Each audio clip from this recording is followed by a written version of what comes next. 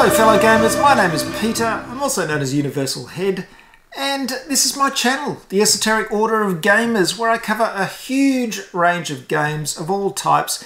There's probably one thing that joins them all together, and that is the fact that I like them. I like them because they're thematic and fun and immersive. They're the kind of games I like. And there are so many of them that fit that bill. This is one that also fits this bill because it's about one of my favourite films of all time, The Thing! Oh, I love this film. I saw it in the cinema back in 1982. I was 16 years old, believe it or not. And I absolutely loved it ever since. I can't count how many times I've seen it. So it's very exciting. This is by Pendragon Games and Ares Games. As you know, I love Ares Games. War of the Ring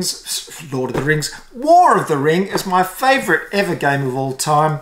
And they've done some other fantastic stuff as well. So I was very excited when I found out that they were doing The Thing, or publishing it. And so I had to grab myself a copy, and they were extremely generous. Thank you, Ares Games. They sent me everything from the Kickstarter. So here's the core set. We've got the Alien Miniatures set, the Human Miniatures set, the Norwegian Outpost expansion, which is based on the relatively recent remake, which was pretty bad, but you know, the film, but anyway.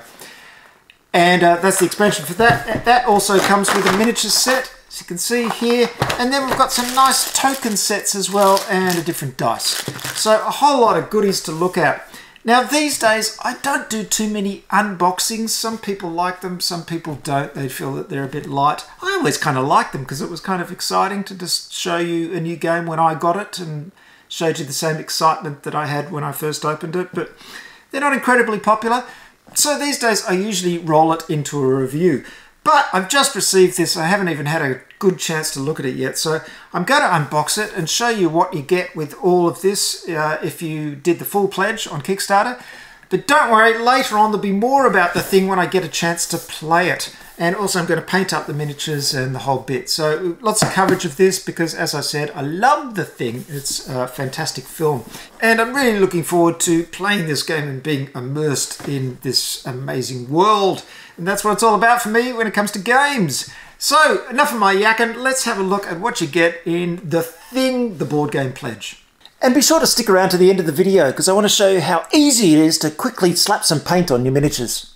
Now, of course, when you think of The Thing, you immediately know that there's going to be someone in this game who is going to be The Thing, and it's going to be secret, and they're going to be trying to spoil things for everybody else, and there might be multiple things as they infect other people. I think all these elements are here. I don't know too much about the rules as yet, but as I said, I'm going to cover that in future videos. In the meantime, let's have a look inside the box. Lovely cover, just nice and simple. The promotional image from the movie, which is great. Here's the back. And let's open her up. So, I've already had a look in here, so this may not be exactly what you see when you open it up. I've unwrapped some of the things from the plastic, etc. A couple of bags to use. I like those colours. Really bright, aren't they? And sort of alien as well, aren't they? A couple of bags. Here's the rule book.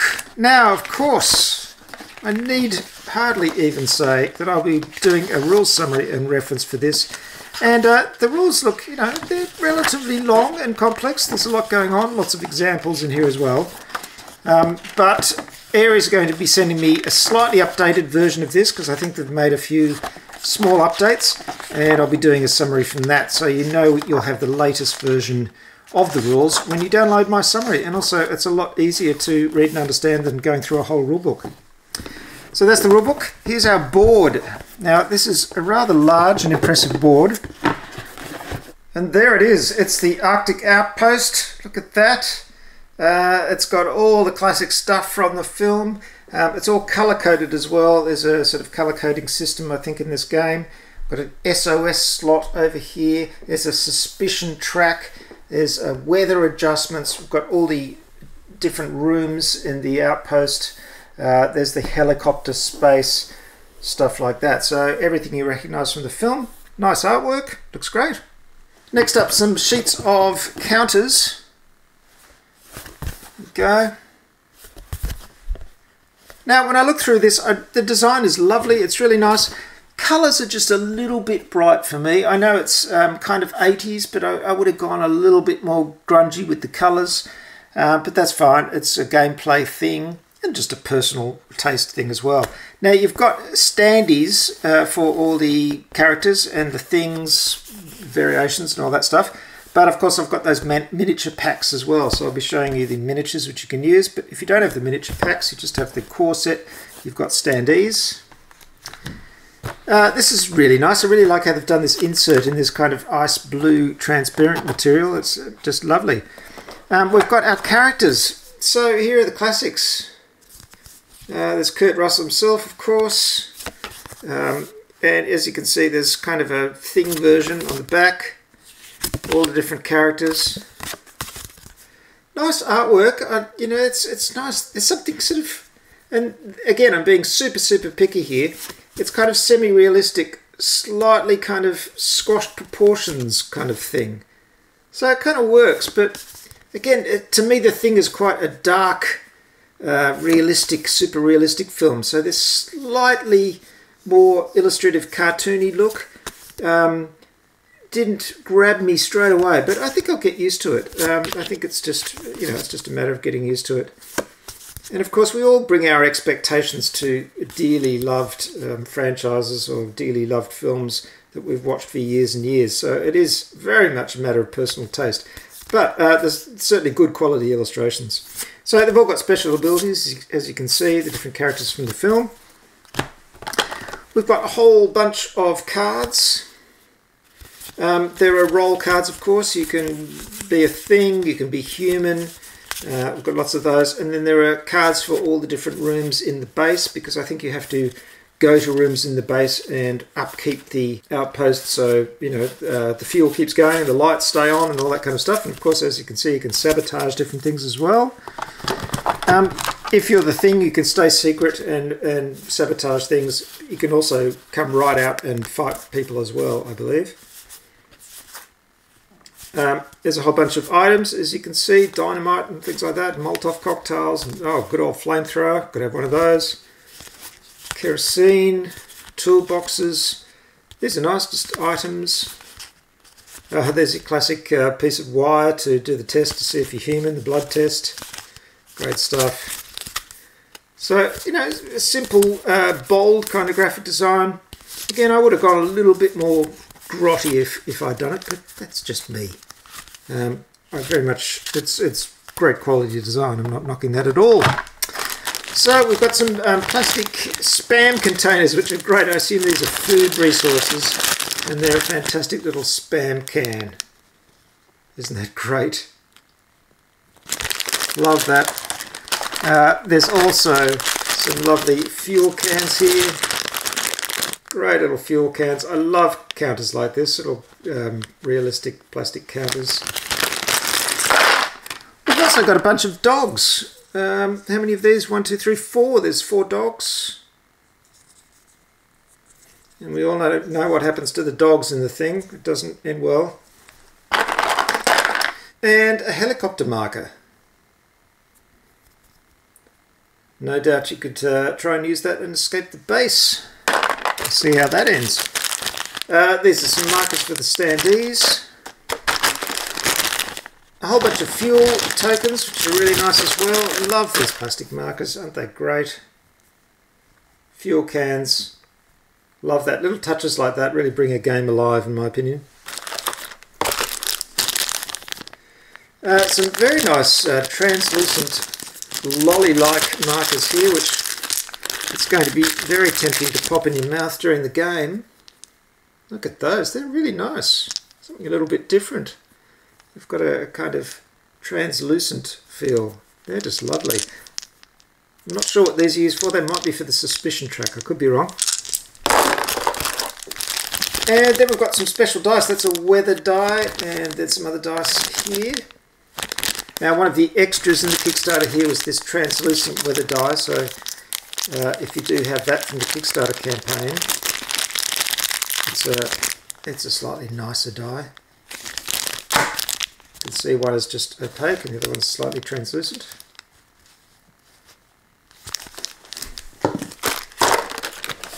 And under the tray here, just a piece of art. I don't think this is used for anything in the base game, but this is the spaceship, the uncovered spaceship, of course. And I like the way that's just underneath the tray there. It sort of looks interesting under there, doesn't it? Nice design touch. So that's the core set. It looks great. I'm very excited about playing this. Now, personally, I think you just cannot have a game of the thing without miniatures. That's just me. So here are our lovely miniatures. And these are all the different characters that you'll recognise from the film in miniature form. They look really good.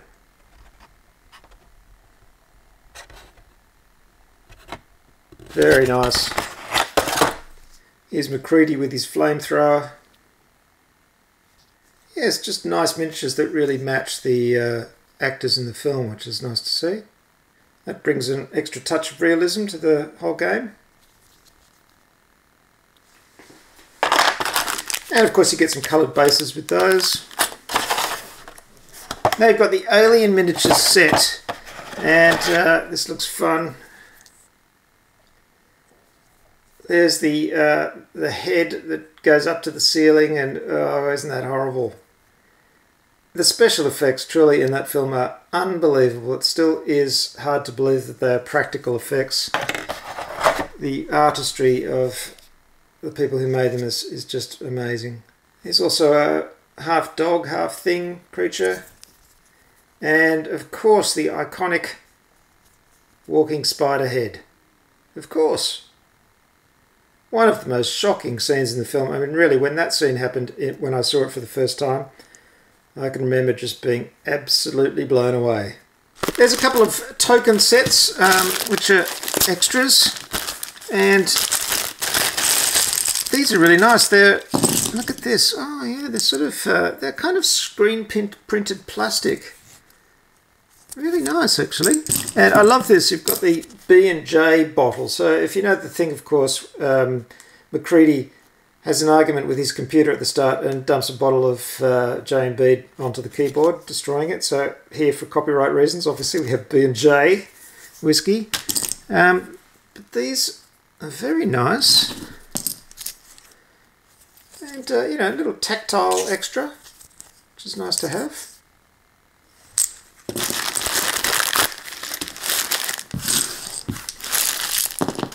Here's some more in the second set. Yeah, they've got a slight texture to them as well, which is nice. So I won't even have to punch those cardboard counters because I can just use these. They're great. Now, of course, in 2011 they made a prequel film, another version of The Thing, which was set in the Norwegian Outpost, which is referenced in the original film, and is supposedly the events that happened before the original film of The Thing. And of course it wasn't a very good film, sadly. The effects were fine and everything, but it just really wasn't the same, and in many ways illustrates the difference between, you know, some older classic films and the attempts to do them in a more CGI age. But still, great idea to do it for an expansion for this game. So we can explore the Norwegian Outpost. So they used a different way of telling who was human in that, which had to do with teeth and fillings and stuff. So that's there. There's some more items as well, as you can see. And then some cards to do with the actual spaceship, because I'm sure you've seen the film. They go into the spaceship at the end, where the thing comes from. Some interesting kind of interface cards there. I don't know how those work. More standee bases. New characters, of course, from that film, none of whom I remember at all because they were all just totally non-memorable. That's the problem, you see. In the original film, you just know every one of those characters because the script is so good that it somehow sketches those characters really memorably. This one, I don't remember any of them. Here's the rule book. So, some extra rules there. Oh, there's the alien sheet. The alien spaceship, I should say. There we go. Some counters. And we've got a total new board here. Oh, and here's the here's the alien spaceship again. So it's the same graphic, but it's divided up into sections. So just a thin sheet. That must be used for some aspect of this version of the game. And there we go, a brand new board. Obviously a different Outpost, the Norwegian one, and different layouts. So it'll be interesting to see how that affects the game. So much to explore. Really looking forward to it. But it's nice because it's as large and elaborate as the original board. Now, of course, Norwegian Outpost expansion comes with its own miniatures set, which is great. Now, there's a heap of character cards in here, and I'm not sure why you've got these because there were character cards in the box, so a bit confused, but they're also in all different languages. So a whole lot of redundant cards in different languages for me, but obviously it's cheaper to print them together in this way. I'm not sure what these English ones, whether they differ from the ones in the box or not, but anyway, they're all character cards. And then, there we go, a bunch of characters, so here they all are. And again, nice realistic miniatures matching the characters, that's great. You've got coloured bases you can put on these. They're great. And then we've got one alien figure, which is this weird double-headed thing. I can't even remember this from the film. I must watch it again. I've only watched it once. But this is some alien from that.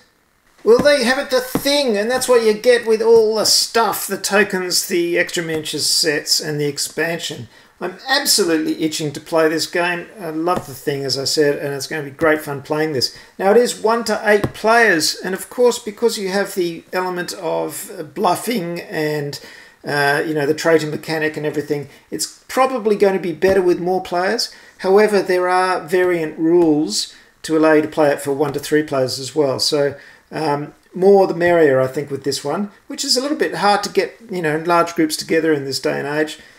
So I'll certainly be playing it with 2 with the variant rules, tell you about that, and then later on, as soon as I get the opportunity, I'll be playing with a larger group because yeah, I think this will be a lot of fun. Now, before I close up this video, I just wanted to show you how quickly and easily you can slap some paint on figures like these and get them to the tabletop. You don't have to do a beautiful, perfect job. You just have to get some paint on them, and then you can go back later and put all the detail in. So you can see with these, I've just slapped on a bit of contrast paint by Citadel, and it just does enough to bring out the detail and just do the basic colors on the figures. And really, this is, you know, good enough to play with, but I will of course go back later and do some highlighting and bring out the detail more. But this took me all of 1 evening, just a few hours, no time at all. Also doing the bases neatly makes them look quite finished, even though I haven't done all highlighting and all the rest of it. Now, of course, I will go back later and add highlighting and, you know, all the little teeth and the details and stuff like that, and it'll make them pop even more. But really, 1 evening and a bit of contrast paint and you're done. It's not all contrast paint, there are some other straight colours there and some quick washes over the top of them. Washes are also your friend in bringing out detail on miniatures. But they're, you know, good enough to play with, and then I can play straight away with semi-painted miniatures and it still looks great from a distance.